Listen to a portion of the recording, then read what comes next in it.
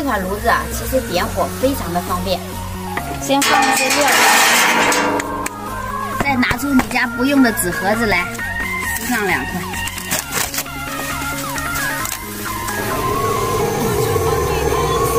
好，把舱门关上。这边再点一下它。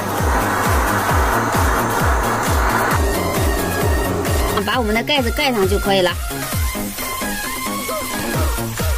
大家看到了吗？这就可以了，是不是非常的简单？